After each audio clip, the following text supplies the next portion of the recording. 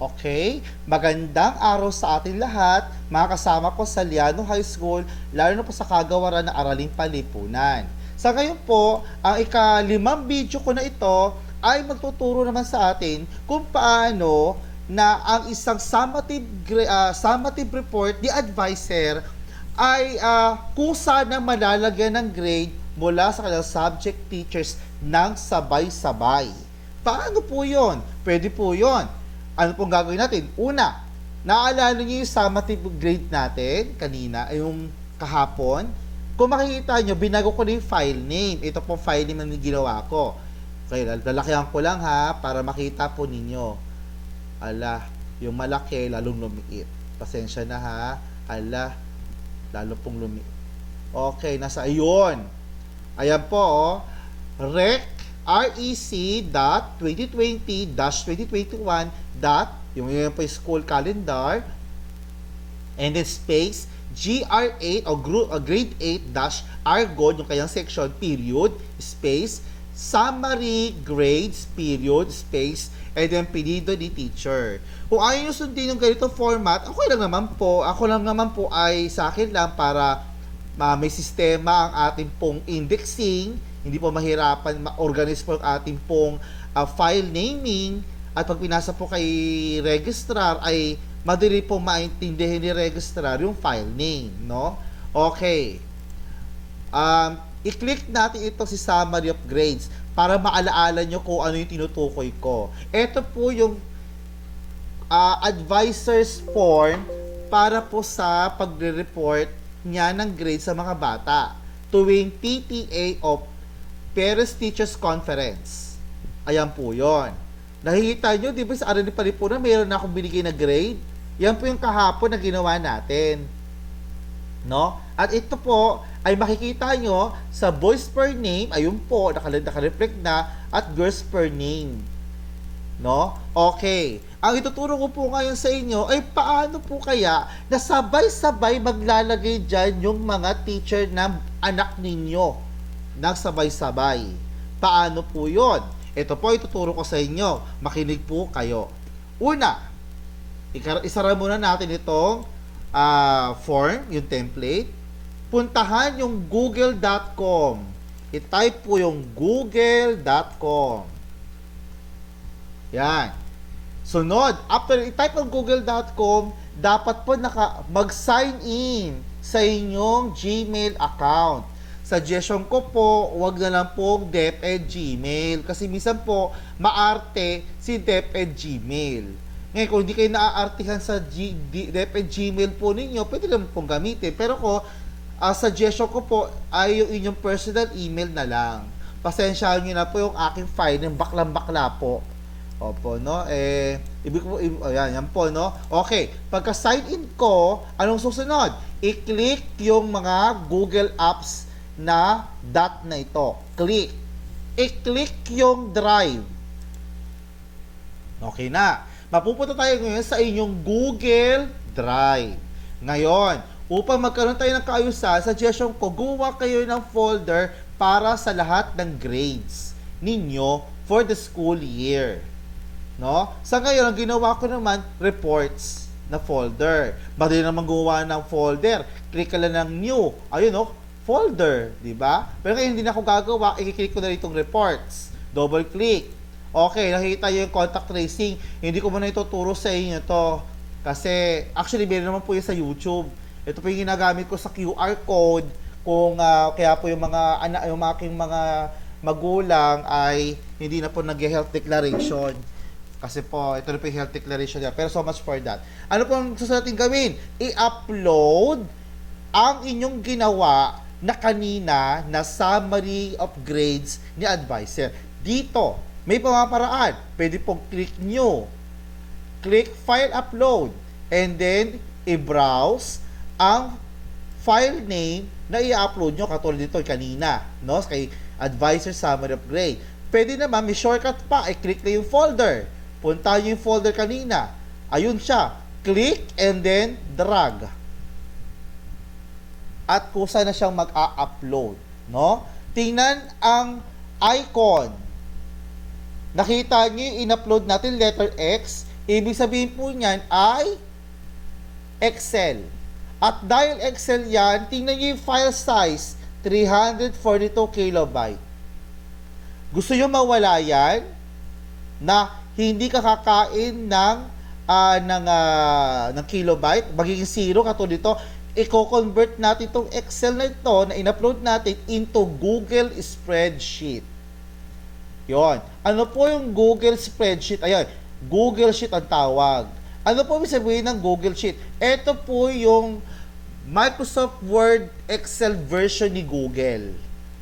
Ito po yung kanyang version. Halos parehas lang naman ang features, although mas okay naman mas friendly gamitin si Excel, pero okay din naman si Google Sheet kung maganda lagi internet mo, no? Pero ito, sinishare ko lang sa inyo kahit paano ay safe naman tong gamitin. Okay. Paano po natin i-convert itong Excel into Google Sheets? Madali lang. Double click natin yung in-upload natin ito. Okay. Makikita nyo, nagbigay siya ng preview. Ayan yung preview. In Excel, ayun, Excel, no? ELSX, no? Ito yun. Puntahan natin, ayun, no? Ayan, para alam ninyo. Okay, click open with. Click open with sa taas ng inyong mga browser. I-click nyo yung Google Sheets. I-click yung Google Sheets. Ano mangyayari? I-convert niya sa Google Sheet pansamantala, no? Pansamantala yung iyong Google Drive, yung inyong Google Excel para makita mo sa perspective ni Google Sheets. Pero hindi pa iyan si Google Sheets. No? Iyan po ay naka-open lang sa Google Sheet. Ayan. Kaya tingnan nyo, meron siyang mga warning. Some Excel features cannot be displayed in Google Sheets. Hayaan niyo, huwag niyo nang intindihin yan. Okay, ang kailangan natin i-convert ito into Google Sheets talaga. Dahil doon tayo, yun yung app na gagamitin natin. Paano po yun? Puntahan si file. No? Puntahan si file and then click ang save as Google Sheets. Ulit, click si file, puntahan si save as Google Sheets. Hintayin. No, hintayin natin. Yan. Makikita nyo, ito na ang talagang converted Google Sheet na natin from Excel. Burahin na natin to para hindi panggulo. Yan. Puntahan natin si folder kanina sa Google Drive. I-cancel na natin yan. Tingnan nyo. Oh, kanina wala ito. Yan si Google Sheets. Tingnan ang file size, 0. O nakatipid ka pa ng kilobyte, di ba? Kumpara din sa Excel. Kaya ito, burahin na lang natin itong Excel na in-upload natin kanina. Di okay na tayo dito. No? Okay, close natin to kunwari. Close muna natin. Okay, double click ulit natin kung talaga gumagana talaga yung ating converted na bagong form ng summary of grades ni advisor. O, di ba? O, yun din yun. O, ngayon, anong susunod natin gagawin? Ngayon, na-confirm na natin na talagang ito ay na-convert na at pwede nang gamitin. No, paano ang susunod natin gagawin? Okay, babaan muna natin yung no? Okay, masyado kasi malaki. Yan, okay. Anong gagawin? Kailangan natin itong i-share. Paano? I-click. Nakikita nyo to, mga teachers? Yan, nakikita nyo yung sa ating upper right corner na green. Click yung share. Hintayin lang natin. Okay, puntahan yung get link. Pwede po itong share with people. Ilalagay nyo yung email address ng ating mga co-teachers. Pwede po yan. Or, ito naman po, mas madali. Get link na lang. Ang gawin natin, change to anyone with the link. Click natin to, yung blue na yan. Okay, dapat po hindi viewer. I-click natin pull down menu, gawin natin editor. Para yung mga yung mga subject teachers na hawak na nagtuturo sa advisory class si advisor ay makapag-edit. Ngayon, click copy link. Ayun, done. Click yung done. Nang yun na-copy mo, yun yung ipapadala mo sa mga messenger po natin ng inyong mga anak. Sorry. Messenger pala ng inyong mga co-teachers. Sorry. Okay, co-teachers. Okay, hanapin natin yung hindi pala sa GC ng mga anak nyo, mali pala yun. GC ng inyong mga co-teachers. Okay, halimbawa, i-type natin yung Silicon Teachers. Silicon Teacher. Ayun, Silicon Teachers. And then, right-click, paste. And then, click yung send. Sa ngayon, hindi ko muna ito isi-send. Kasi po, ay for demo lang naman tayo. No? Okay.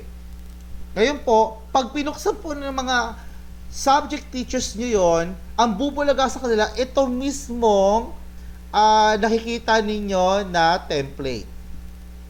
Ngayon, sir, pwede po ba dyan sabay-sabay po? Pwede. May makikita po kayo colored box. Depende. Maaaring kung si Ma'am Yamsuan po yung nagtatype sa TLE, makikita nyo kulay violet. O kasi Sir Pasyo sa English, kulay blue. Depende, no? Bahala na si Google doon. Ang sabi na po ni Sir JM, kung naalaala nyo yung tinuro niya sa atin noon, nung inset ba yun? Parang virtual explanation. Wag na po natin naman yung naka-highlight yung isang teacher, wag naman natin ibubuli na buburahe kasi mabubuisit yun. Diba? Kasi magkukulay po yan eh. At saka siguro naman wala namang gagawa nun kasi i-encode mo lang naman kung saan ka naka-delegate. Diba? Teacher ka ng AP, di ka naman siguro magka-type sa Pilipino. Diba? Pwede mo na simulan, ikaw yung Filipino teacher, pwede mo simulan ng paglalagay ng grade 88, 85, 89. Okay, nadidili lang po tayo, mahina internet. Di ba? Ayun, no? Nakikita nyo? Teka lang, ha? Aha. Okay. Ayun. Medyo mahina lang. Okay. Nagkakaroon problema sa zooming. Okay. I-zoom lang natin. 200. Tingnan nga natin kung okay, masyadong malaki. Okay, tingnan natin yung kaninang tinype natin sa Pilipino. Okay, medyo pasensya na, mahina ang internet. Okay. Ayun, no? Pwede na po mag-type dito sa Filipino teacher. 88, 89, 85. No? Okay. Ngayon, gusto nyong gamitin din yung technique na ginawa ko sa video number 1? Pwede rin po yun. Buksan natin si Araling Palipunan. Halimbawa, si AP, grade 8, palong-palo sa paggawa ng grade. Meron na po siya second quarter. Gusto na niya i-post ang kanyang second quarter. Pwede po ba yon? Pwede. Paano? Puntahan na kayo second quarter. Puntahan yung dulo, yung adjusted grade. Ayan. I-select niya lang ito. Ayan. Select hanggang sa pinakadulong grade ng kanyang mga anak sa AP ng Argon. Dapat, alam mo, Argon yun ha. Copy. Okay, puntahan kanina. Yun. Si Google Sheets. Puntahan si second quarter ng AP. No? Ng mail. Right click. Click. Wag po paste ha. Wag paste. Wag control V. Wag. As usual, paste special. And then click paste values only. Bakit po? Pag kinilik niyo yung control V or paste, ang kukopyahin niya formula. Hindi formula kailangan natin, kundi yung value. Okay, click paste value only. Ano mangyayari? Okay, naklik ko na. Ayun! Automatic na siyang mailalagay doon sa grade ng bata. Ngayon, sir, maapektuhan po ba yung binigay nyo pong special features ng ating enhanced version ni Google, ni DepEd form. Tingnan nga natin kung naapektuhan. Click natin yung voice. Okay, yung ayun, hindi yung naapektuhan, no? Oh, nandoon pa rin. Oh, nakasynchronize pa rin siya, no? Oh. Click natin yung summary of grade ulit, balik tayo. Ngayon, sunod na tanong. Gusto ko po na ito ay i-print. Pwede ko po ba ito i-print? Pwede, ayun, no? Click nyo lang yung Control P or print. Or, i-download mo na lang, click file, and then click file, and then click download. Download using Microsoft Excel. Pag-click natin, ayun na siya, oh, di ba? Magda-download na. Sir, kailangan po ba namin ito mag-Control S for save? Or i-click namin yung save? Wala kayong makikitang save dyan. Bakit po? Kasi automatic na siyang nagsisave. Pagka-type mo, automatic na siyang magsisave. Unless ay pinaasa ka lang na internet mo, na akala mo nakasave na, hindi pala, wala ka palang internet. Kaya dapat i-check, nakita yung lower right corner na yan, i-check kung talagang may internet ka. Ngayon, kung wala kang internet, hintayin mo magka-internet para mag-auto-save na siya. No? Sana po ay kayo naliwanagan sa aking pang-5 video kung saan nagtuturo ng isang magandang pamamaraan na lahat tayong mga advisor ay sitting pretty na lang at hayaan na lang kumilos ang mga subject teachers natin. No? Hindi sabihin nun ay tayo po ay nagtatamad-tamaran, kundi tayo, nasa mga advisor, dahil tayo din naman ay subject teacher sa ibang namang mga section, magawa naman natin yung pag-upload. Di ba kita pa na boss, mabasa naman yung stress natin sa buhay. Muli, maraming salamat sa inyong pakikinig sa aking ika-5 video na ito. Paalam!